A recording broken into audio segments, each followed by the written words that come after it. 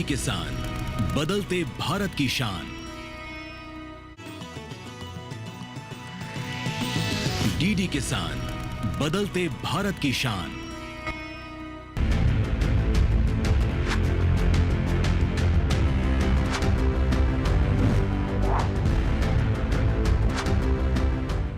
आसमानों से फरिश्ते जो उतर जाएं, इस दौर में सच बोलें तो वो भी मर जाएं।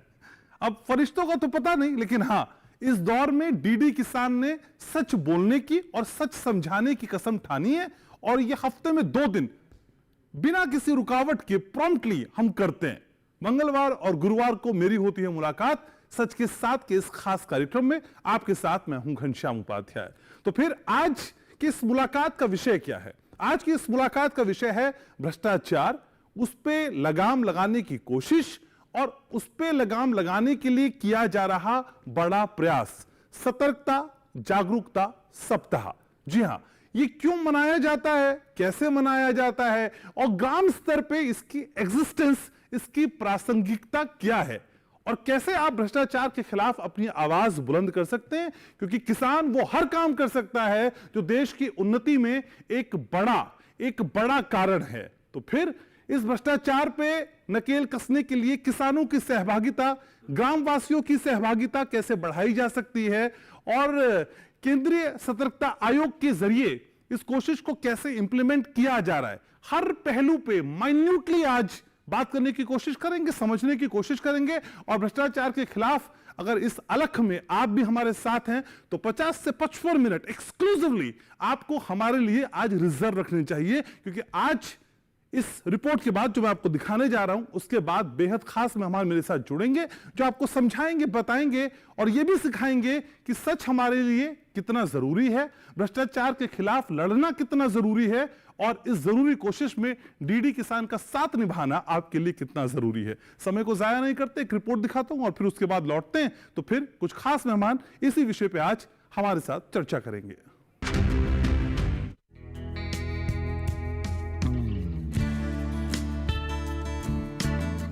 सतर्कता जागरूकता सप्ताह एक कोशिश भ्रष्टाचार के खिलाफ लड़ाई की, जो कि केंद्रीय सतर्कता आयोग की सहभागी सतर्कता पहलों में से एक है।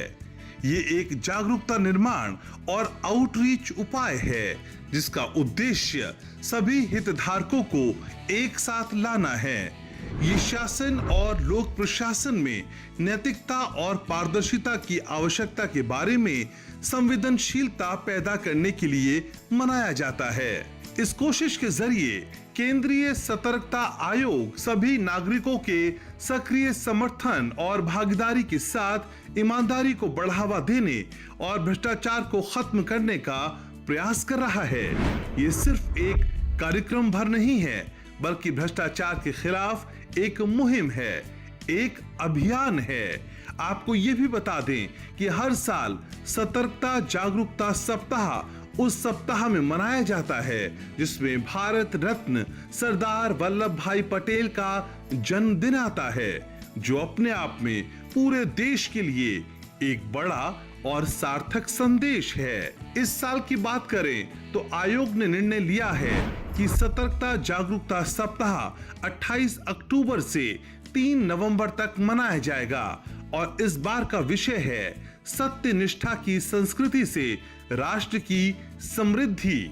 सतर्कता जागरूकता सप्ताह भ्रष्टाचार के खिलाफ लड़ाई में केंद्रीय सतर्कता आयोग की एक शानदार पहल है, जिसका मकसद शासन और सार्वजनिक प्रशासन में नैतिकता और पारदर्शिता के लिए लोगों में जागरूकता बढ़ाना है। सतर्कता जागरूकता सप्ताह में ग्राम सभाओं के जरिए किसानों को भी जागरूक करने की कोशिश की जा रही है, जिसके तहत ग्रामवासियों को, किसानों को भ्रष्टाचार के खिलाफ सतर्क रहने का आग्रह करने के साथ ही भ्रष्टाचार के खिलाफ जागरूक किया जा रहा है। इतना ही नहीं, भ्रष्टाचार के खिलाफ शिकायत कैसे की जाए, इस पूरी प्रक्रिया की जानकारी भी दी जाती है। ग्राम सभा स्तर पर सतर्कता जागरूकता सप्ताह कार्यक्रम में ग्राम पंचायत सदस्य, सरपंच, मनरेगा कार्यकर्ता, स्वयं सहायता समूह, आंगनबाड़ी कार्यकर्ता, आशा कार्यकर्ता और आम जनता की भागीदारी सुनिश्चित की जाती है। भ्रष्टाचार के खिलाफ जागरूक करने के साथ ही साइबर सुरक्षा और साइबर स्वच्छता के बारे में भी किसानों को जानकारी दी जाती है। तो आज सच के साथ कार्यक्रम में सतर्कता जागरूकता सप्ताह के तमाम पहलुओं को नजदीक से समझने की कोशिश करेंगे। साथ ही ये भी जानने का प्रयास होगा कि ग्राम सभा स्तर पर सतर्कता जागरूकता सप्ताह की कितनी सख्त जरूरत है। तो हमारी कोशिश हमेशा यही रहती है कि आप सच के साथ रहें, सतर्क रहें, अलर्ट रहें, अवेयर रहें, और इसके लिए समय समय पर कई प्रोग्राम्स हम आपके लाते रहें, और उसी कोशिश में आज का ये सच के साथ भी आप देख रहे हैं। और ये सच की बात जो मैं कह रहा हूं आप तक और पुख्ता तरीके से पहुंचे, इसके लिए मेरे साथ कुछ खास मेहमान पैनल में जुड़ रहे हैं। तारुफ में आपका एक एक कर कराता हूं। मेरे साथ जुड़ रही हैं नुपुर गोयल, मेरठ से जुड़ रही हैं, सीडीओ हैं, चीफ डेवलपमेंट ऑफिसर हैं, आईएएस ऑफिसर हैं। नुपुर जी, स्वागत आपका हमारे कार्यक्रम में जिसका नाम है सच के साथ। मेरे साथ जर्नलिस्ट हैं अविनाश चंद्रा, और अविनाश को लगातार आप मेरे शोज में देखते रहे, आज भी अविनाश मेरे साथ जुड़ेंगे और बताएंगे कि ये सतर्क रहना हमारे लिए कितना जरूरी है। Avinash, welcome to our show.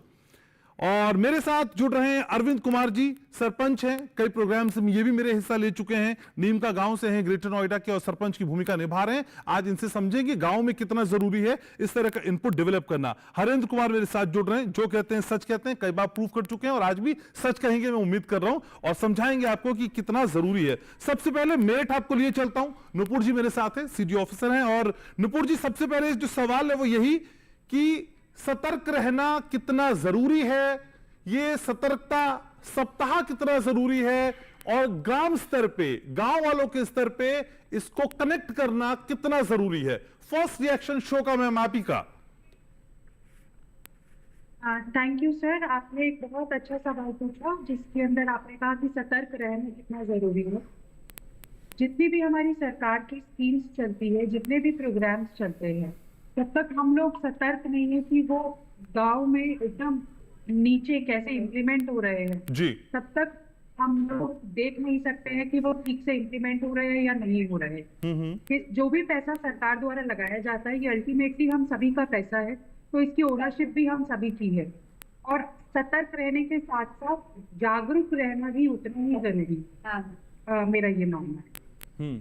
और सरकार द्वारा भी हर बार ये कोशिश की जाती है, बहुत ज्यादा प्रचार प्रसार किया जाता है अपने हर एक विभाग की स्कीम का, चाहे वो कोई पॉलिसी मैटर हो, चाहे कुछ भी हो, कि धरातल तक लोगों को पता चले कि क्या क्या सुविधाएं उनको मुहैया करवाई जा रही है और कैसे वो उन सुविधाओं का लाभ उठा सकते हैं। जी नुपुर जी, आप एक आईएएस ऑफिसर हैं और जो जिम्मेदारी के तौर पे आप मुख्य विकास अधिकारी हैं, यानी किसी भी स्टेट की एक बड़ी जिम्मेदारी आप वहन कर रही हैं। मैडम, आपको ग्रास रूट पे, ग्राउंड लेवल पे क्या समझ में आता है? गांव वालों तक क्या वाकई सतर्क रहने की बात सही से पहुंच नहीं पा रही है, या उसमें अभी बहुत काम किए जाने की जरूरत है? जब आप ग्राउंड पे जाती हैं, लोगों से मिलती हैं, तो क्या अनुभव आपका रहता है मैम? सर, मेरा मानना है कि आज हम यहाँ पर है, हम बहुत एक लंबी दौड़ से आगे आ गए हैं।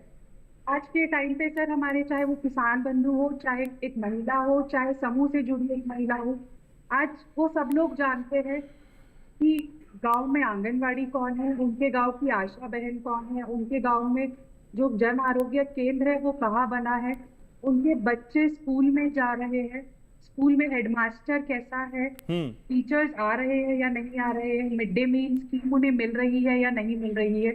तो जागरूकता के लेवल में हम लोग बहुत आगे गए हैं, बट अगेन सर, अभी और एक लंबी लड़ाई बची है। तो हम सब लगे हैं उसी को लड़ने के लिए और जनमानस तक ये सब चीजें पहुंचाने के लिए। बिल्कुल, तो एक लंबी लड़ाई बची है और इसको जीतना ही है, ये भी हम सब लोगों ने तय किया है, और दूरदर्शन किसान इस कोशिश में अग्रणी भूमिका निभाने की कोशिश कर रहा है। मैम, आप मेरे साथ रहिएगा, कुछ और लोग भी मेरे साथ है। मेरे साथ अरविंद जी भी हैं, सरपंच है नीम का गांव के। अरविंद जी, प्रशासनिक स्तर पे जो कोशिशें की जा रही हैं वो नुपुर जी ने बताया, लेकिन आप सरपंच हैं, गांव की पहली जिम्मेदारी कह सकता हूं कि आप पर है। सर, किस तरीके से आप कोशिशें कर रहे हैं कि जिससे गांव के स्तर पे लोग सतर्क रह पाएं? वो कौन कौन सी कोशिशें आप अपने स्तर पे करते हैं? पहले तो आपको नमस्कार और नुपुर जी को भी नमस्कार।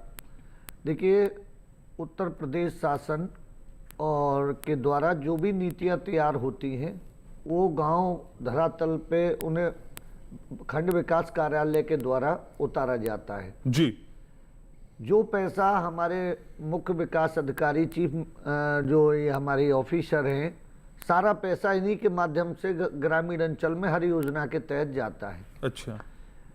योजना में अगर एक जनप्रतिनिधि सच्चा है और वो अपनी जनता के प्रति बिल्कुल वचनबद्ध है और उसकी निष्ठा सिर्फ और सिर्फ काम में है जी कि मुझे काम कराना है और पूरी नेक नियति से कराना है, तो उसमें एक जनप्रतिनिधि अपना प्रयास तो कर सकता है। ऊपर से जो हमारे अच्छे अधिकारी हैं वो भी प्रयास कर सकते हैं, लेकिन जो बीच में सिस्टम है उसको भी कहीं ना कहीं जनता के प्रति जवाबदेह होकर अपनी सत्यनिष्ठा को सही तरीके से निर्वहन करना होगा।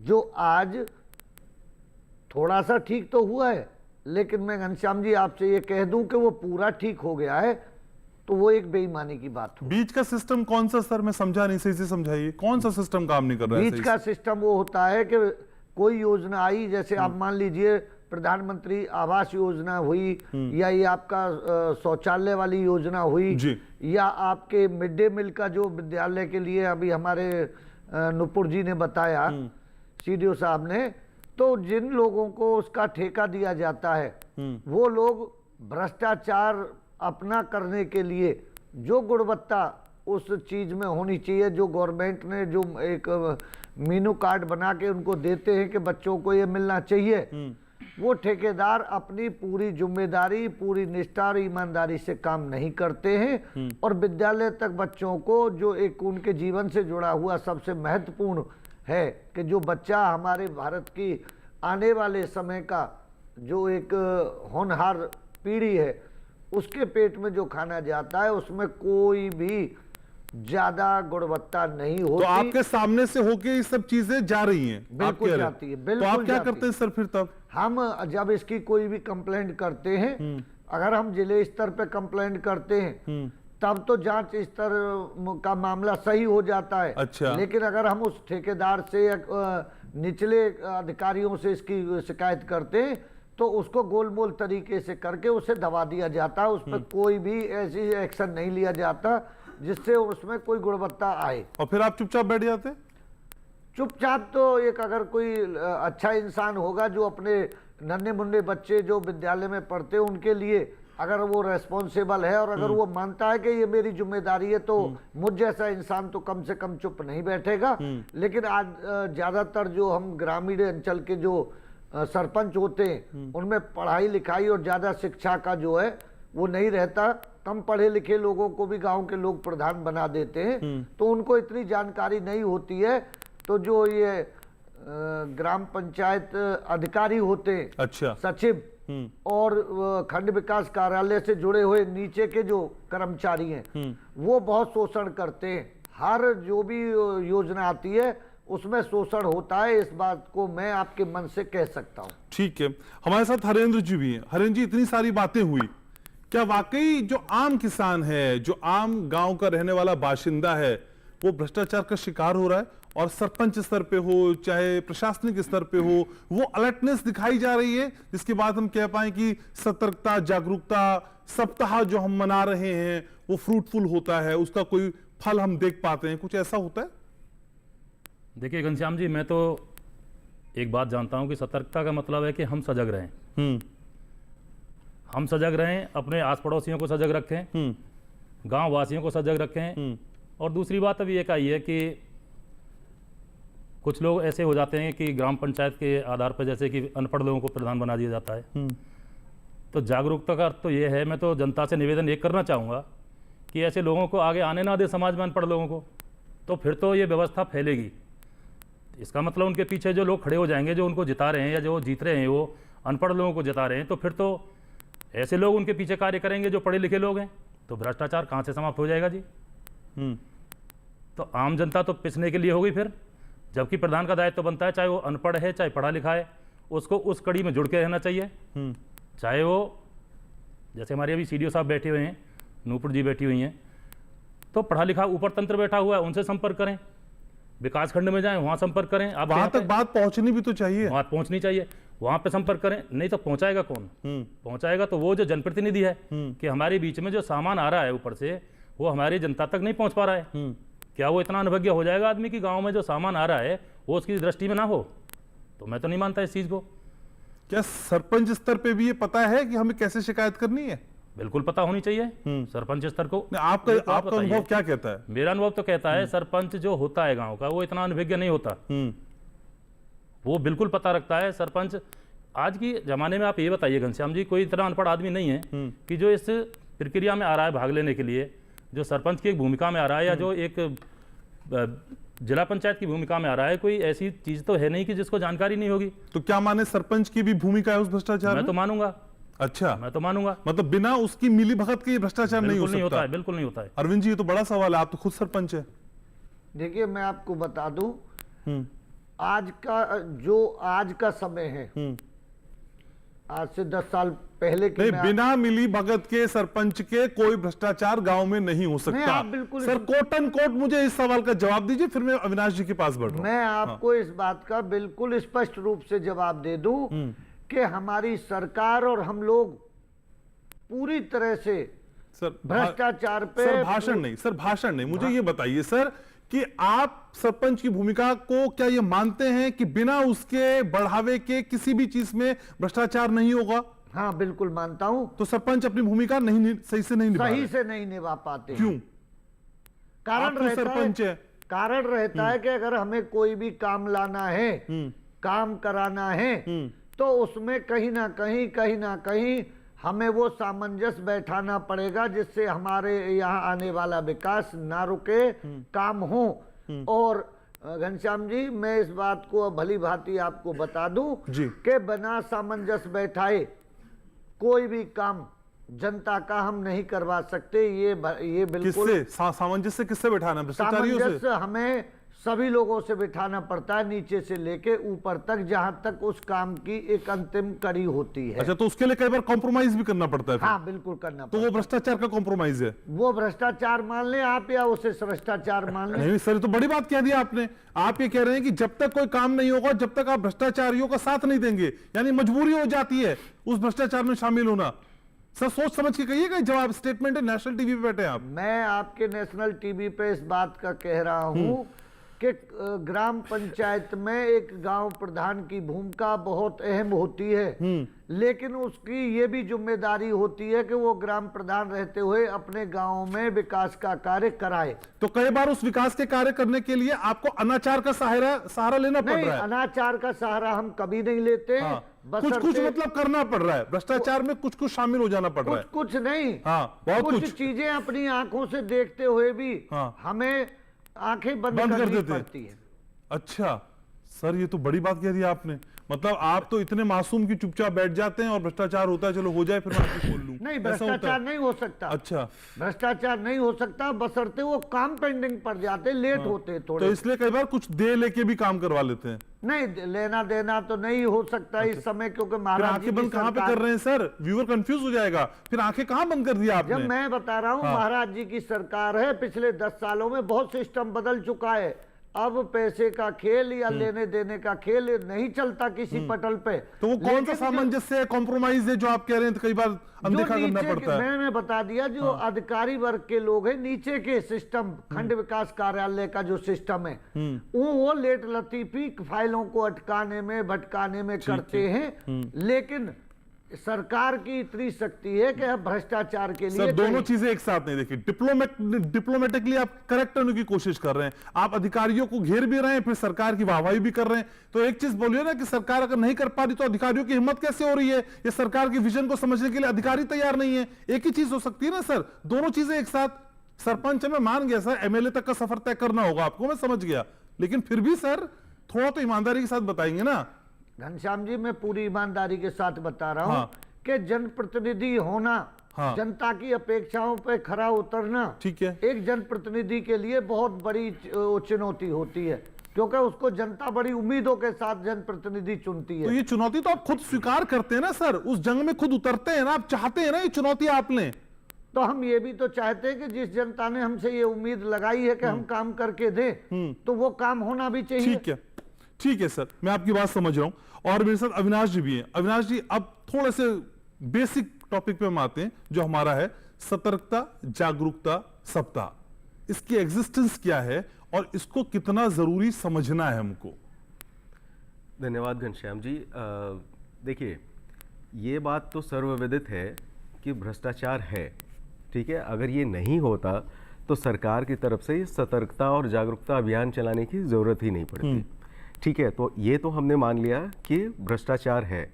अब इसके दो तरीके हैं, एक तो कि भ्रष्टाचार ना हो, और एक अगर भ्रष्टाचार हो रहा है तो उसकी शिकायत हो और निवारण हो। और यही मुख्य उद्देश्य इस सतर्कता और जागरूकता सप्ताह का उद्देश्य है। अब इसमें यह होता है कि ग्राम सभा स्तर पर जितने भी लोग हैं, सभी ग्रामीण जितने भी हैं, सबको उसके अधिकारों के बारे में पता हो, सबको वो अच्छी तरीके से सूचना प्राप्त हो कि अगर पंचायत स्तर पे या ग्राम सभा के स्तर पे अगर कहीं कुछ गलत हो रहा है, कुछ भ्रष्टाचार हो रहा है, तो सबसे पहले उसकी निगरानी कैसे करें, क्या क्या चीज़ें हैं जिन पे वो ध्यान रख सकते हैं, एक चीज़। और उसके अगर उन्हें पता लग जाता है कि कहीं भ्रष्टाचार हो रहा है तो उसकी शिकायत कहाँ करें। आज के समय में मैं आप बहुत जिम्मेदारी से ये बात कह सकता हूँ कि ग्राम सभा स्तर पे, मतलब जितने वोटर हैं गांव में, उनमें से 80% लोगों को इस बारे में कोई भी जानकारी नहीं है कि अगर उनका सरपंच या मुखिया कुछ भ्रष्टाचार कर रहा है तो उसकी शिकायत कहाँ करें। ग्रामीण जो है वो ये मान के चलते हैं कि ये भ्रष्टाचार हो रहा है, और जानते हुए, सब कुछ समझते हुए भी उनके पास ये जानकारी नहीं होती कि इसकी शिकायत कहाँ की जा सकती है। सरकार ने अपने स्तर पे बहुत सारे ऑनलाइन ऑफलाइन बहुत सारे सुविधाएं शुरू की हैं कि अगर आपके पास कुछ प्रूफ है, अगर आपको पता है कि कहीं कुछ भ्रष्टाचार हो रहा है, तो आप उनकी शिकायत ऑनलाइन भी कर सकते हैं, या फिर जिला स्तर पे, अपने क्षेत्रीय स्तर पे विकास कार्यालय में जाके आप उसकी शिकायत कर सकते हैं। तो मैंने मुख्य रूप से दो चीज़ें बताई कि भ्रष्टाचार है और इसीलिए ये सतर्कता और जागरूकता सप्ताह मनाने की ज़रूरत पड़ती है। दूसरी चीज़, इसके दो वो हैं, मुख्य भाग हैं। एक तो सतर्कता ताकि भ्रष्टाचार हो ही ना सके, और दूसरा जागरूकता ताकि अगर कहीं भ्रष्टाचार हो रहा है तो हम उसकी शिकायत करके कैसे उसका समाधान कर सकें। अब देखिए, क्योंकि ग्राम स्तर पे केंद्र सरकार द्वारा बहुत सारी योजनाएं चलाई जा रही हैं, सड़क निर्माण से लेके, नरेगा से लेके, मिड डे मील से लेके, जैसा कि हमारे एक और पैनलिस्ट ने बताया अभी, और बहुत सारा पैसा वहाँ से थ्रू हो रहा है। अब इसमें दो चीज़ें होती हैं, जैसे कि हमारे सरपंच जी बता रहे थे, और हम ये भी जानने की कोशिश कर रहे थे कि क्या बिना भ्रष्टाचार के कुछ काम हो सकता है या नहीं। दो चीजें होती हैं, जरूरी नहीं है कि सरपंच जो है वो खुद भ्रष्टाचार में शामिल हो। कई बारी चीजें उसे भी नहीं पता होती, टेक्निकली इतनी चीजें होती हैं, जब उनके पास पैसा आता है उसके बड़े सारे नियम होते हैं, कागजी कार्रवाइयां होती हैं, तो बहुत सारी चीजें एक तो उसे पता नहीं होती, और वो एक तरीके से वो भ्रष्टाचार हो जाता है।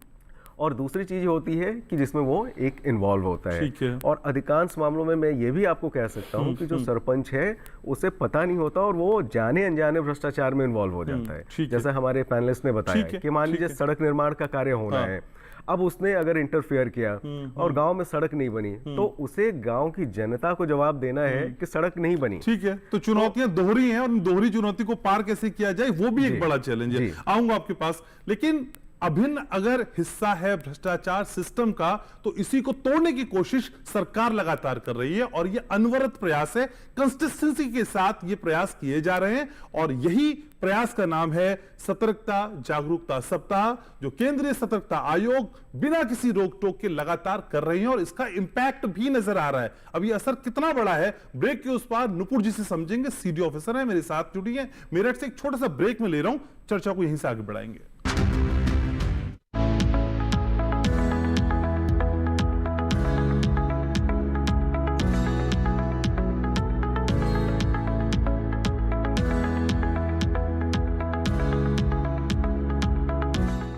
सरकार ने वो काम किया है कि हर गांव में गौशालाएं हैं, हर गांव में गौशालाएं हैं, उनकी सारी व्यवस्था सरकार देख रही है। सरकार की योजना है तो सारी योजना सरकारी की है, बिजली भी है उन्हीं की, पानी भी उन्हीं का, अन्न भी उन्हीं का, जल भी उन्हीं का, सारी सब सुविधाएं सरकारी की तो हैं, उनको ले रहे हैं।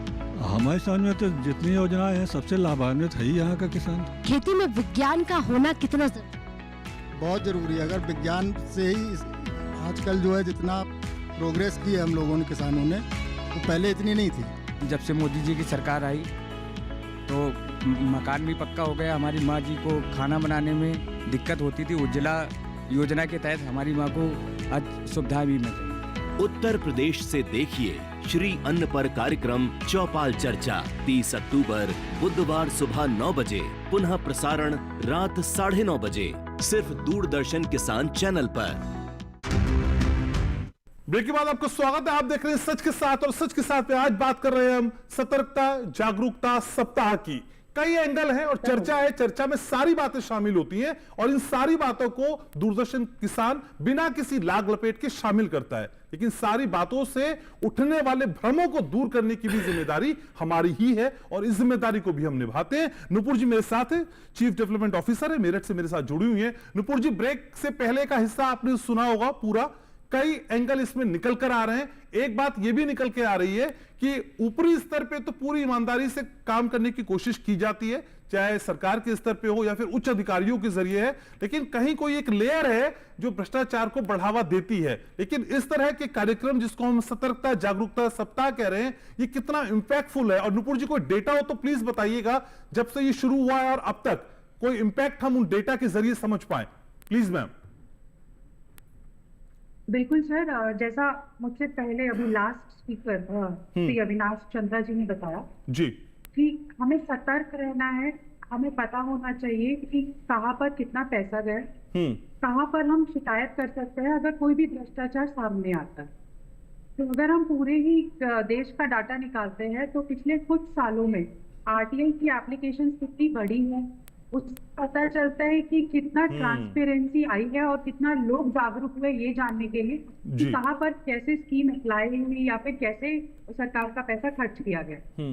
इससे पहले डिस्कशन में एक और बात सामने आई थी कि जो सरकार द्वारा पैसा दिया जाता है, तो मैं ये स्पष्ट करना चाहूंगी कि वो पैसा आज के टाइम पे टेक्नोलॉजी के वजह से सीधा पीएफएमएस के थ्रू उन्हीं बेनिफिशियरीज के बैंक अकाउंट में जाता है जिन्हें उसकी जरूरत होती है। उदाहरण का आज स्वच्छ भारत मिशन में आज भी बहुत सारे इंडिविजुअल टॉयलेट्स दिए जाते हैं, बट वो सारे के सारे पैसे उन्हीं लाभार्थियों के खाते में पहुंचते हैं जो लोग उन्हें बनाना चाहते हैं। आवास का पैसा सीधा लाभार्थी के खाते में जाता है, जिसके ऊपर ये जिम्मेदारी होती है कि वो बनाए।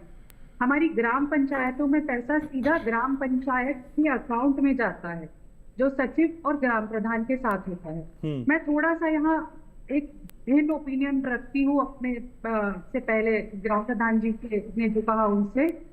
हमारे यहाँ पे आज बहुत सारे ग्राम प्रधान ऐसे भी है जो बहुत पढ़े लिखे हैं, जो बहुत जागरूक है और उन्हें पता है कि कैसे उन्हें अपने गांव में बहुत ज्यादा अच्छा काम करवाना है और कैसे वो लोग अपने ही गांव में बहुत अच्छा काम करवा भी रहे हैं। आज के टाइम पे टेक्नोलॉजी, इंटरनेट की वजह से सब लोग एक बहुत पास में भी आ गए हैं। जैसे आज अगर राजस्थान के किसी गांव में कोई अच्छा काम होता है तो हम उसको रेप्लिकेट करना चाहते हैं उत्तर प्रदेश में, या फिर अगर उत्तर प्रदेश में कोई अच्छा काम होता है तो हम उसको महाराष्ट्र या कहीं और इम्प्लीमेंट करने की कोशिश करते हैं। तो टेक्नोलॉजी के चलते हम लोग बहुत पास में आए हैं और टेक्नोलॉजी के चलते ही जो हमारी सतर्कता है, वो मेरा मानना है वो बढ़ी है। आज हम सबके पास मोबाइल फोन है, एक ई ग्राम स्वराज करके पोर्टल है, एक साइट बनाई है गवर्नमेंट ऑफ इंडिया ने, इसमें हमें साफ साफ पता चल रहा है कि हमारे जीपी में कितना पैसा आया और वो पैसा किस किस चीज में खर्च किया गया। तो आज जब मेरे किसी ग्राम प्रधान की शिकायत होती है तो वहां पर जो भी एक नागरिक उसकी शिकायत करते हैं, उन्हें पता है, उन्हें आज मुझसे ये पूछने की जरूरत नहीं है कि उन्होंने ग्राम प्रधान ने पैसा कहाँ खर्च किया, क्योंकि ई ग्राम स्वराज पोर्टल के थ्रू वो खुद ही देख लेता है कि कहाँ पर पैसा खर्च हुआ। लेट्स से उन्होंने कोई खर्चा किया और वो खर्चा एक्चुअली ग्राउंड पे नहीं हुआ, तो वो यही चीज एफिडेविट पर लिख के देते हैं जिसकी जांच करवाई जाती है। तो आज के दिन में हमारे यहाँ पर हमारे नागरिक ज्यादा जागरूक है, ज्यादा सतर्क है। हमें जरूरत है उनके पास में ज्यादा प्रचार प्रसार करने की, अपने सारे प्रोग्राम्स की, सारी चीजों की, ताकि बाकी जो लोग नहीं उतना जान पाए हैं वो भी इन चीजों को जाने। और हम सबको ये मिलकर कोशिश करनी है, चाहे वो मीडिया से हो, चाहे सरकार के लोग हो, चाहे ऑफिसर्स हो, चाहे आम जनमानस हो, कि हम लोग भ्रष्टाचार को करना ही इतना मुश्किल बना दे कि भ्रष्टाचार हो ही ना पाए, या फिर दूसरी चीज भ्रष्टाचार करने वालों के ऊपर इतनी कड़ी कार्रवाई हो जाए कि भ्रष्टाचार ना हो। जी, लेकिन नुपुर जी, जिस सार्वजनिक प्रशासन में हम नैतिकता और पारदर्शिता की बात करते हैं, ये मैसेज अगर हम सरपंच ग्राम प्रधान को हटा भी दें, क्या किसी गांव का एक आम ग्रामवासी पूरी तरीके से आपके साथ, आपके सिस्टम के साथ कनेक्ट है, जिसको पता है कि मुझको इसके खिलाफ शिकायत कहां करनी है? क्या वो ये जानता है? अगर जानता है तो यह बात आपको कैसे पता चलती है कि वो जान चुका है ये बात? कोई शिविर, कोई अवेयरनेस प्रोग्राम, या फिर जिस तरीके से वीक सेलिब्रेट किया जा रहा है, इसके अलावा वो आपको मैकेनिज्म क्या है मैडम, जो समझाएंगी आप? बिल्कुल सर, जैसे अभी आप एक प्रोग्राम चला रहे हैं तो आपके चैनल के थ्रू भी उनको जानकारी मिलती है, वैसे ही समय समय पर सर हमारे यहाँ पर सरकार के द्वारा भी बहुत सारे ऐसे प्रोग्राम्स चलाए जाते हैं। जैसे आपने सुना होगा कि हर एक गांव में जन चौपाल की जाती है। वो जन चौपाल में सभी डिस्ट्रिक्ट लेवल ऑफिसर्स वहाँ चौपाल में जाते हैं और अपनी स्कीम्स के बारे में बताते हैं। उन्हें बताया जाता है कि कैसे अगर उन्हें कोई भी कंप्लेंट करनी है तो इस नंबर पे करनी है। उन सभी आज के टाइम पे सर IGRS पोर्टल का जितना use I think Uttar Pradesh में हो रहा है, वो एक अपने आप में एक उदाहरण है कैसे वहां पर सभी लोग किसी भी छोटी से बड़ी बात की शिकायत सीधा सर CM सर को, चीफ मिनिस्टर सर को, या फिर DM सर को, डिस्ट्रिक्ट मजिस्ट्रेट को, या फिर CDO को, या फिर किसी भी अधिकारी को कर सकते हैं। और उसका नियमबद्ध तरीके से एक टाइम बाउंड तरीके में हमें आंसर देना होता है, नहीं तो संबंधित अधिकारी के ऊपर भी कार्रवाई होती है। तो आज के टाइम पे बहुत बढ़ा है जो जानकारी का स्तर है। बट जो आपने मुझसे पूछा कि कैसे मुझे पता चलता है, तो जब मैं खुद ग्रामवासियों से मिलती हूँ और मैं देखती हूँ कि उन्होंने IGRS पोर्टल पे कोई शिकायत की है या फिर उन्होंने कहीं और शिकायत की है, तो कहीं ना कहीं वो देख के पता चलता है सर। जब हमारे पास मिलती है शिकायतें कि हमें उन्हें वृद्धावस्था पेंशन नहीं मिल पाई है, या फिर उन्हें कोई और चीज, कोई और बेनिफिट उन्हें नहीं मिल पाया है, या फिर बैंक में उनका आधार कार्ड लिंक नहीं हो पाया है, तो वो सब छोटी छोटी शिकायतें देखकर हमें कहीं ना कहीं पता चलता है कि हमारी छोटी छोटी कोशिशों का बड़ा इम्पैक्ट आज गांव में देखने को मिल रहा है। लेकिन नुपुर जी, ये भी सच है कि शिकायत करने के लिए जितने भी कॉल सेंटर्स बनाए गए हैं, कई बार तो उनमें फोन ही नहीं लगता है, और फोन कई बार जो उठाता है उसके पास संतुष्ट जवाब नहीं होता है। कई बार गांव वाले इस तरह की शिकायत भी करते हैं कि जो IVR सिस्टम है आपका वहां पे, वो उतना अप्रोप्रिएटली काम नहीं करता है जितना आप सोच रही हैं। क्या मैम इसमें थोड़ा सा काम करने की और आवश्यकता है? बिल्कुल सर, ऐसा जैसा आपने कहा कि एक हेल्पलाइन नंबर है वो काम नहीं करता है, तो इसी के साथ में ही ऑनलाइन भी आप अपनी ग्रीवांस रजिस्टर करवा सकते हैं। क्योंकि बट इसके अंदर भी काम करने की जरूरत है, क्योंकि अभी एक आम जनमानस को ये नहीं पता है कि कौन सी ऐसी दिक्कतें हैं या शिकायतें हैं जो उनके IGRS पोर्टल पे या सीधा शिकायत करने से खत्म हो जाती है। उदाहरण के तौर पर मैं बताना चाहूंगी कि अगर किसी का कोई भी केस किसी भी न्यायालय में लंबित है, तो वो एक IGRS से या फिर एक कॉल से वो नहीं हो पाता है निस्तारित। बट अगर उनका कोई और मसला है, जैसे अगर उनके यहाँ पर वृद्धावस्था पेंशन पहुंची नहीं है, या फिर अगर उनके यहाँ पर कोई पानी का कनेक्शन नहीं हुआ है, या फिर उनके बच्चे को शायद मिड डे मील सही से नहीं मिला है, तो ये सारी शिकायतें सर हमें मिलती है। ठीक है। और मैं ये बात भी बहुत आज एक गर्व के साथ कह रही हूँ जी, हमारे द्वारा CM सर के द्वारा, खुद चीफ मिनिस्टर सर के द्वारा जो लोग भी IGRS पोर्टल पे अपनी कंप्लेंट्स डालते हैं, उनको कॉल करवाया जाता है और उनसे पूछा जाता है कि क्या वो की गई कार्रवाई से खुश है या नहीं। अगर वो व्यक्ति असंतुष्ट का फीडबैक देता है तो वो पोर्टल से हटता नहीं है, वो हमारे पोर्टल पे फिर से आ जाता है कि ये व्यक्ति अभी असंतुष्ट है। या फिर अगर ऐसा भी होता है सर कि कभी कभी कुछ अधिकारी या कोई भी व्यक्ति बिना जाए ही रिपोर्ट लगा देता है फील्ड पर, तो इस चीज की शिकायत भी वापस हो जाती है, क्योंकि जब उनको कॉल करके पूछा जाता है कि क्या वो व्यक्ति आए थे फील्ड पर, और अगर वो बोलते हैं नहीं, तो तुरंत हमें कार्रवाई करने के लिए भी कड़े निर्देश दिए गए हैं। और इस चीज की समीक्षा सर लगातार नियमित रूप से खुद chief minister sir, chief secretary sir, बहुत सारे अलग अलग स्तरों से की जाती है।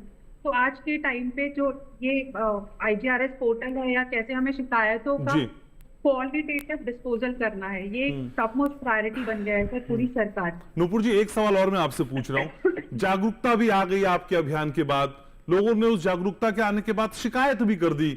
अब उस शिकायत के बाद जो परिणाम निकला, उसके आगे की कहानी को कैसे परस्यू करता है प्रशासन, और जो कार्रवाई की गई, जो एक्शन लिया गया, क्या जिसने शिकायत की थी उस तक ये मैसेज कन्वे हो गया? क्योंकि कई बार कार्रवाई के बाद लोगों का भरोसा मजबूत होता है उस सिस्टम पे जो आपके जरिए, सरकार के जरिए डेवलप किया जाता है। क्या हम उस लेयर तक पहुंच गए हैं मैडम? बिल्कुल सर, हम धीरे धीरे करके कोशिश कर रहे हैं कि बिल्कुल 100% क्वालिटेटिव डिस्पोजल हो, हम हर एक व्यक्ति को फोन करके बता सके।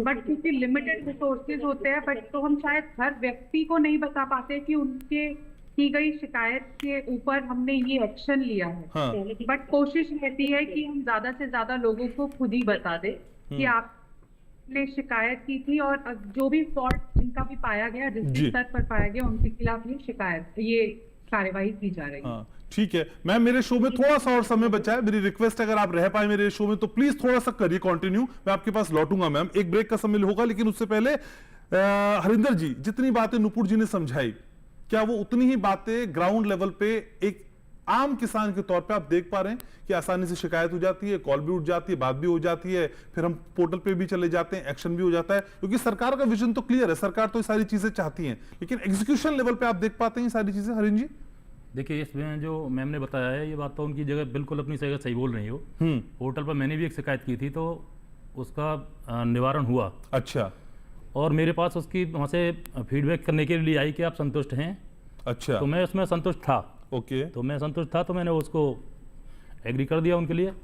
तो ये बात ठीक है, लेकिन जो आज की जो पढ़ी लिखी समाज है, जैसे नए बच्चे हैं, जो यंग एज है, वो तो इतने अछूते नहीं है कि वो तो अपने अधिकारों को समझते हैं कि हमारे बीच में कोई काम नहीं हो रहा। तो पोर्टल को तो आजकल मोबाइल चला रहे हैं, नए नए बच्चे हैं, सब चला रहे हैं, तो सबको पता है। जन सुनवाई ऐप एक आई हुई है, सब पता है सबको। मैम ने बिल्कुल सही बताया है कि यहाँ पर जो मुख्यमंत्री जी के द्वारा जो काम है वहाँ से बिल्कुल हो रहे हैं। पर ये बात आपने जो पूछी थी उस पर ये पूरा जवाब नहीं आया। इस पर हम करते हैं 19-12 हुई या कोई बिजली की शिकायत है या कहीं भी है, तो वहाँ पर कॉल नहीं उठती है। इसमें किसान परेशान हो जाता है। हाँ। ये बिल्कुल सही बात है। और दूसरी बात यह है कि जो हम भ्रष्टाचार के खिलाफ हम लड़ रहे हैं, इस लड़ाई में हमें गलत चीज़ों के प्रति विरोध करने की आदत डालनी पड़ेगी। पहले सीधी सी बात है, ये नहीं है कि हमने इसके प्रति कोई बात कह दी तो हम उससे दबाव में आ जाएं। दबाव में आने की कोई बात नहीं। आजकल तो सरकारों ने गुप्त रूप से भी आप अपनी कहीं भी शिकायत कर सकते हैं। भ्रष्टाचार निरोधक है, पुलिस में भी हैं, कहीं भी आप जाएंगे तो वहाँ पे आप अपना जाके गुप्त रूप में भी शिकायत दे सकते हैं। तो कभी ऐसा होता है कि मतलब प्रधान को या सरपंच को पता चल जाए, भाई हरिंद्र ने तो मुझे वोट नहीं दिया था, अब इसके सामने की जो नाली है वो नहीं बनेगी? नहीं, ऐसा तो नहीं होना चाहिए। देखिए, नहीं, मैं पूछ रहा हूँ सर, मैं बता नहीं रहा। मैं आप पूछ रहा हूँ क्या ऐसा होता है, वोट नहीं दिया भाई हरिंद्र ने तो नाली नहीं बनेगी? जब आप पूछ रहे हैं तो ऐसा होता है। अच्छा। इसको नकार नहीं सकते। लेकिन सब जगह नहीं होता, सबका दिल एक सा नहीं होता है। जो बन गया वो पूरी जनता का बन जाता है। चाहे मैंने वोट दिया है चाहे नहीं दिया है, वो पूरी बस्ती का प्रधान हो गया। तो उसको काम करने में कोई कोताही नहीं करनी चाहिए। अब बड़े स्तर पर चले जाइए, आप कोई विधायक है, कोई MP है, अब किसी ने उसको नहीं दिया है तो क्या जनता उसकी नहीं है? वो तो अपनी जो योजनाएं आ रही हैं सबके लिए भेज रहा है। तो इसी प्रकार से ग्राम प्रधान को भी सभी के बीच में सबके लिए काम करना चाहिए। तो इसमें कोई बड़ी बात नहीं है कि वो किसी से अछूता माने कि या नाली नहीं बनेगी या खड़ंजा नहीं बनेगा, ऐसा वैसा नहीं होना चाहिए। ठीक है। तो इस तरह के जो वीक हैं जिसपे हम बात कर रहे हैं, विजिलेंस अवेयरनेस वीक, सतर्कता जागरूकता सप्ताह, इस तरह के कार्यक्रम गांव के स्तर पे कितने जरूरी है हरिंद्र जी आपको लगता है? बहुत जरूरी है। मैं तो कहता हूं कि सरकार के द्वारा कुछ ऐसे चलाए जाने चाहिए अभियान कि गाँव में ये होती है, नुक्कड़ सभाएं होती हैं, जैसे अभी मैम ने बताया था, या एक सिनेमा के माध्यम से जैसे जाती हैं, गाड़ियों पर लग के जाती हैं, उनमें होता है सिनेमा की तरह दिखाते हैं, जाके गांव-गांव में जागरूकता अभियान फैलाएं कि हमें ये इस तरह से काम करने, हमारे ये अधिकार हैं।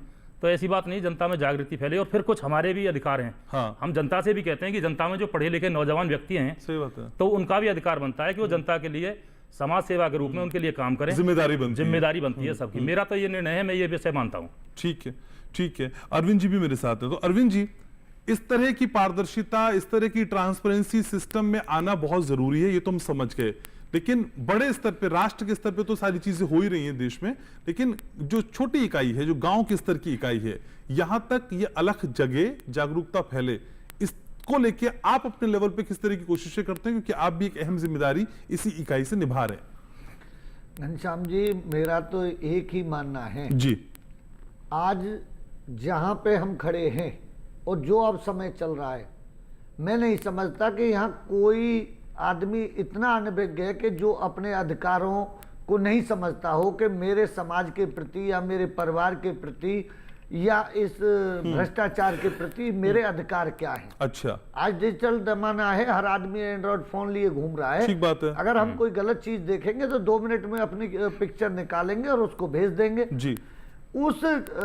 इस दौर में अगर हम सच्चे भारतीय हैं और अगर हमें अपने राष्ट्र से प्यार है, तो सभी ग्राम प्रधानों को, अगर क्यों, राष्ट्र से तो प्यार है सर सबको, अगर क्यों कहते हैं आप? मैं अगर इसलिए लगा रहा हूं कि जो हमारे ये बैठे हैं साथी आपके बराबर में, जो हरिन जी नहीं भाई, अविनाश जी, इनको प्यार नहीं है? जी, इनको नहीं है प्यार। देखिए, सभी को प्यार है। अच्छा। मैं एक बात कहना चाह रहा हूं, हाँ। तो हम सबको आने वाली 28 तारीख से, और ये जो अभी ये सप्ताह आपका वो चलेगा 3 तारीख तक, 28 से 3 तक, अच्छा, इसके अंदर इस एक हफ्ते में ये शपथ लेनी चाहिए कि हमसे पहले जो हुआ सो हुआ। अच्छा, आने वाले समय में हम अपने राष्ट्र के प्रति एक सच्चे सेवक बनके, ठीक है, और इस जागरूक अभियान में, क्योंकि जिस आप संस्था का नाम ले रहे हैं, जी जी,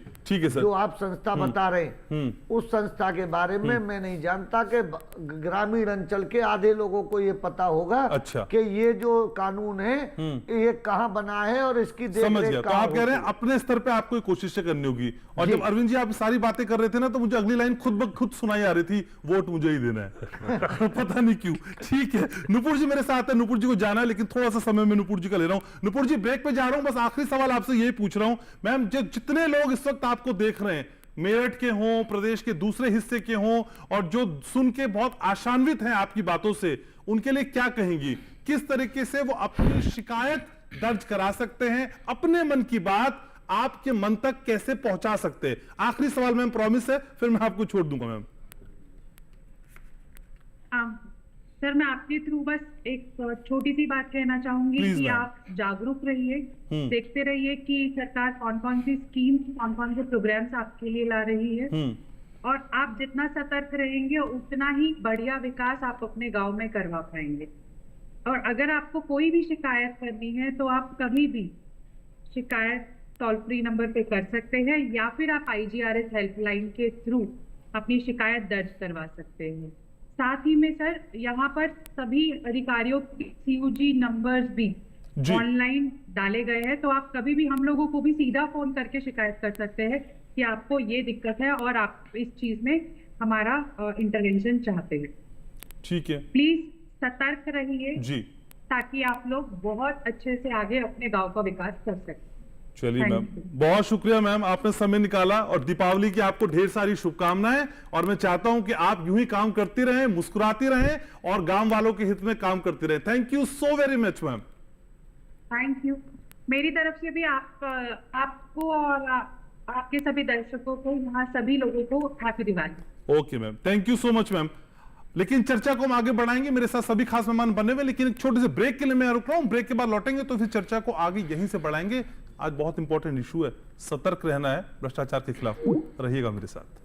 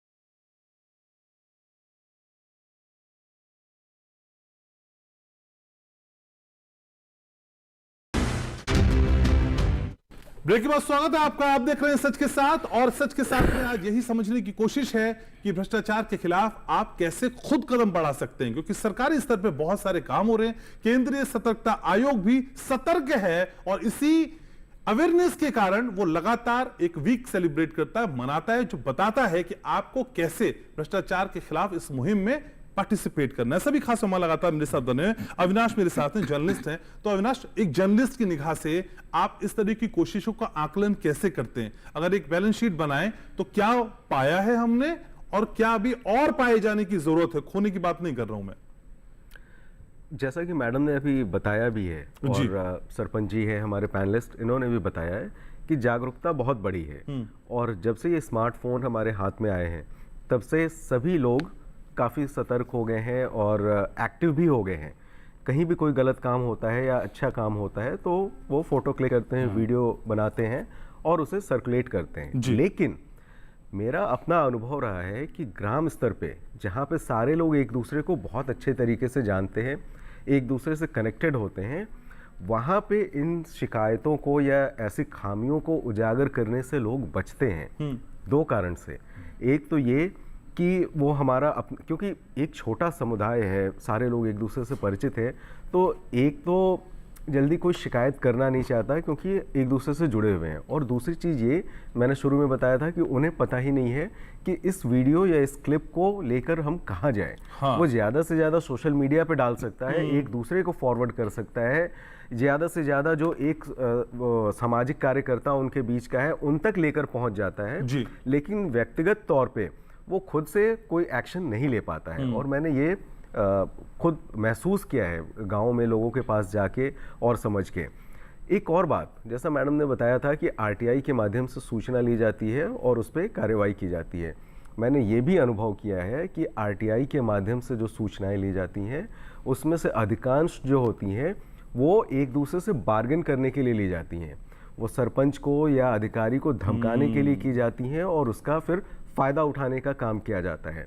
तीसरी चीज़ ये कि अगर कोई व्यक्ति जो इन दोनों कैटेगरी में नहीं फिट होता है, वो जब शिकायत करने के लिए आगे बढ़ता है तो उसे बहुत सारी प्रताड़नाएं भी झेलनी पड़ती हैं। पंचायत स्तर पे चाहे मुखिया के हिसाब से हो, उनके लोगों के हिसाब से हो, या फिर और अगले स्तर पे, क्योंकि कोई भी देखिए, आप जब पहल करते हैं भ्रष्टाचार निवारण के लिए तो एक बात होगी कि भ्रष्टाचार उसमें हुआ है और तभी कोई आगे बढ़ा है, तो कोई भी इसे उजागर करना नहीं चाहता। सबसे पहले वो सोचता है कि उसे सेटल कर ले, यहीं पे मामले को रफा दफा कर लिया जाए। लेकिन जब बात बहुत आगे बढ़ जाती है मीडिया के थ्रू या फिर सोशल मीडिया के थ्रू किसी तरीके से, तब उस पर एक्शन की बात आती है।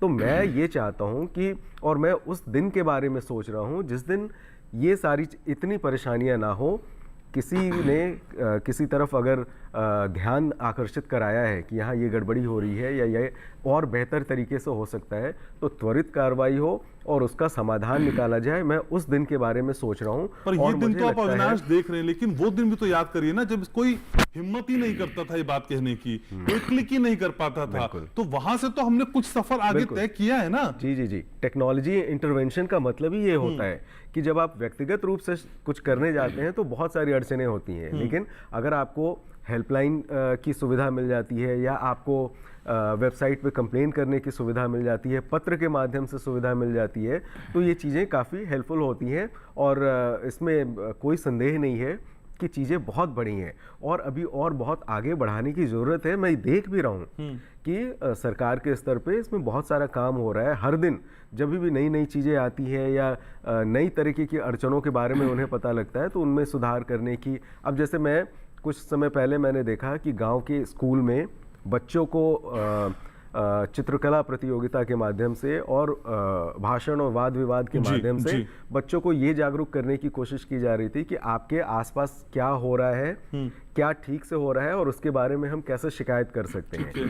तो ये सारी चीज़ें बहुत अच्छी पहल हो रही है, लोग जागरूक हो रहे हैं।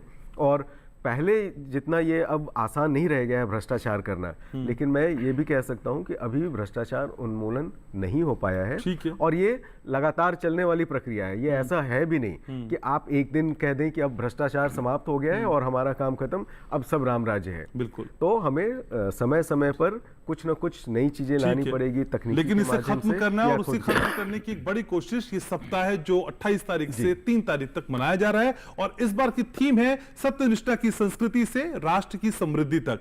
अरविंद जी, ये थीम क्या कहती है? सत्यता से लेके समृद्धि तक का सफर क्या वाकई भ्रष्टाचार के खिलाफ लड़ के पूरा किया जा सकता है और इस लड़ाई में हम खुद को कहां खड़ा पाते हैं? क्योंकि आप तो सार्वजनिक जीवन में हैं तो आपके लिए तो और जिम्मेदारी बढ़ जाती है। अरविंद जी। घनश्याम जी, जो आपने बात कही, ये 28 से लेके और ये जो एक हफ्ते का जो समय है जी, ये हम सबको अपने राष्ट्र के प्रति इस भ्रष्टाचार पे बहुत बड़ा वार करने का और एक शपथ लेके मैदान में उतरने का और अपने जीवन में एक संकल्प लेने का, इस भ्रष्टाचार को सच्ची श्रद्धांजलि देने का समय है मेरी नजर में। अगर हम लोग चाहेंगे तो क्या नहीं हो सकता। मैं बहुत छोटा सा था, मैंने पंजाब केसरी अखबार में एक लाइन पढ़ी थी और जो मैंने आज तक अपने जीवन में उसको रख रखा है कि हिम्मत करे इंसान तो क्या हो नहीं सकता। और 4 लाइन में आपके इस, अगर आपकी इजाजत अरे सर बिल्कुल सर, दिवाली का मौका कहिए सर, तो दिल की मैं बात कहिए। कह दूं कि वो साथ ना दें हमारा, चलना हमें आता है क्या बात और हर आग से वाकिफ है, जलना हमें आता है। अगर हम चाहेंगे और हम हर ग्राम पंचायत में हर ग्राम प्रधान, ग्राम सचिव और हमारे जितनी बड़ी, अगर छोटी से छोटी पंचायतों में 7 और बड़ी पंचायत में 15 पंचायत सदस्य होते हैं और आजकल के जो युवा हैं जी, उनमें कुछ कर गुजरने का एक जुनून और एक जज्बा है। तो मैं सभी से आपके इस मंच के माध्यम से एक अपील करना चाहूंगा जी कि वो अपने मन में एक संकल्प लें राष्ट्र के प्रति और इस मुहिम में 28 से और जो एक हफ्ते की ये मुहिम है, इसको एक ये मानिए अपना एक लक्ष्य बनाकर, क्योंकि देश बहुत बड़ा है, जनता जनार्दन भी बहुत है, हर स्टेट में ये समस्याएं हैं। सर, किसी से डरने की जरूरत नहीं है क्योंकि आज हमारे पास वो सिस्टम है, वो सारी चीजें उपलब्ध हैं कि अगर कोई अधिकारी हमें आंख दिखाने की भी कोशिश करता है ना, तो हमारे मुखिया या हमारे ऊपर बैठी वो जो हमारे भारत की यशस्वी प्रधानमंत्री हैं, तो आज एक गांव का आम मानवीय जो इंसान है वो प्रधानमंत्री के पीएमओ। अच्छा सर, एक सवाल फिर मेरे मन में आ रहा है, जब जो कुछ कह रहे हैं ना मेरे सबकॉन्शियस में चल रहा है। सर चुनाव कब है? इस सरपंची चुनाव की बात नहीं कर रहा हूं, पूछ रहा हूँ कब है सर सरपंची को चुनाव? ये सरपंची के चुनावों में अभी टाइम है, लेकिन मैं तैयारी आपकी पूरी है? तैयारी नहीं है, तैयारी आपकी पूरी है? मैं बता रहा हूं, हमने झमाझम तैयार की हुई है सर। मतलब आज सर जो आपने शेरो शायरी की और जो बताया है ना, उसके बाद तो मतलब कमाल कर दिया। मैं आपको तो कोई उलझनों से कह दे हमसे ना उलझे, हमें हर हाल में खेल खेलने का हुनर आता है और थोड़ा हुनर सर हमें भी आता है इस कार्यक्रम के जरिए। आऊंगा सर आपके पास, हरेंद्र जी भी मेरे साथ है। हरेंद्र जी, प्रोग्राम को वाइंड अप करना है, लेकिन उससे पहले जो कुछ अरविंद जी समझा रहे हैं ये तो मतलब गजब का है और मंच से एक बड़ी अदायगी है, लेकिन सर ये रियल में कितना उतरता हुआ दिखाई देता है। और अरविंद जी जब बात करते हैं, अगर 4 लाइनें बताते हैं तो अगर जरूर लगाते हैं, अगर ऐसा हो जाए, अगर ऐसा हो जाता, अगर युवा आगे आ जाता, अगर अधिकारी समझ जाते। ये अगर मन में बहुत बड़ा संदेह पैदा करता है। ये अगर वाकई घर कर गया है क्या हर गांव वाले के दिल में? हरेंद्र जी देखिए, ऐसा तो मुझे नहीं लग रहा है कि अच्छा, अगर हर बात में हो। अरविंद जी की तो है। आपने एक प्रश्न रखा था कि सत्य से निष्ठा की तरफ। हाँ, तो इसमें ये बहुत बड़ा सवाल है कि सत्य तो पहले हम ढाले अपने अंदर, निष्ठावान हम तब बनेंगे जब हम पहले ठीक हो जाए। इसका मतलब क्या है? 2 चीजें इसमें आ रही हैं। भ्रष्टाचार को बढ़ावा देने वाली सबसे पहली इकाई अपने आप से है। क्यों? क्योंकि किसी अधिकारी से काम करवाने का जी, उसके बदले में मुझे कुछ मिल रहा है, ठीक और बात। उसके एहसान पटाने के लिए मैं भाई उसे कुछ भी दे रहा हूं। हाँ, 1 लाख, 1000, चाहे 1 रुपया। ठीक बात है। भ्रष्टाचार मैंने शुरू किया सबसे पहले। तो ये 2 तरह से हुआ, एक प्रत्यक्ष रूप से और एक अप्रत्यक्ष रूप से। ठीक बात है। तो मैंने जो उससे बदले में काम कराया, मैं सबसे पहले गुनहगार हुआ और जिसने लिया वो भी गुनहगार हुआ। दूसरा अप्रत्यक्ष रूप से कैसे? किसी ने मुझसे कोई काम कराया और मैंने उससे बदले में कुछ मांग लिया। तो ये भ्रष्टाचार की ही दोनों सीढ़ियां हैं। यदि हम इन चीज़ों को नहीं छोड़ें, ये हम अपने आप से, मैंने अपने आप में घटाई है, तो ये यहीं से शुरू होती है। चाहे मुझे निस्वार्थ होकर काम करवाना, चाहे मेरा काम हो चाहे ना हो, 1 महीना लग जाए, 10 दिन लग जाए, आज क्या है कि मेरा काम हो जाए चाहे कुछ भी हो। इशारों में बातें हो जाती हैं, भैया कर दे, ये तेरे लिए है, वो तुरंत करेगा काम को। तो देखिए, ये यहाँ से आपने कहा कि सत्य, तो सत्य तो हमें बना के रखना है। सही बात है। और निष्ठावान हम तब बनेंगे जब हम अपने कर्तव्यों पर निर्वहन करेंगे। ठीक है सर, तो सत्यता से कर्तव्यों को निभाने की ये दौड़ में हम सबको दौड़ना है और उम्मीद करते हैं कि मंजिल तक पहुंचेंगे। कार्यक्रम को मुझे समेटना है। बहुत शुक्रिया आप सभी खास मेहमानों को आने के लिए, चर्चा में जुड़ने के लिए, राय रखने के लिए बहुत बहुत शुक्रिया आप सभी का। तो उम्मीद करते हैं कि आप ऐसे ही आते रहेंगे, जुड़ते रहेंगे, अपनी बात हम तक पहुंचाते रहेंगे। और दिवाली बहुत नजदीक है, तो दिवाली मनाइए और एक दिया सच के नाम का आपको जलाना है, हमारे कार्यक्रम के नाम का जलाना है। और ये जो रिश्ता है हमारा और आपका यूं ही जगमगाता रहे सच के साथ, ये कोशिश भी करनी है। तो एक दिया जलाएंगे ना आप हमारे नाम का।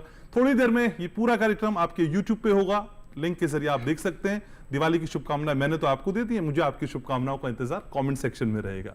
बहुत शुक्रिया कार्यक्रम देखने के लिए। देखते रहिए सच के साथ, डीडी किसान।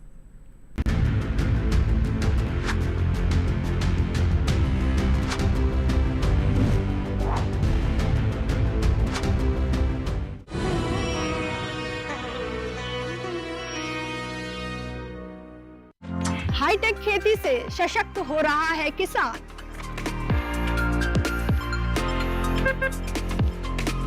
टेक्नोलॉजी का हो कृषि में विस्तार, इसके लिए IIT कानपुर दे रहा है एग्री स्टार्टअप्स का पूरा साथ।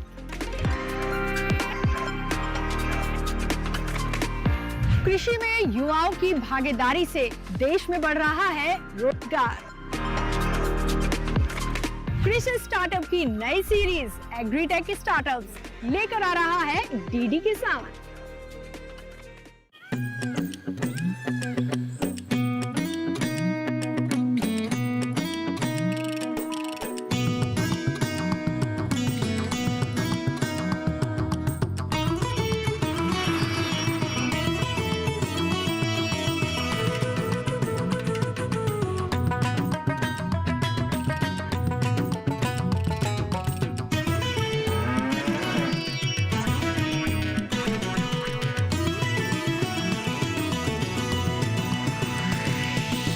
डीडी किसान, बदलते भारत की शान।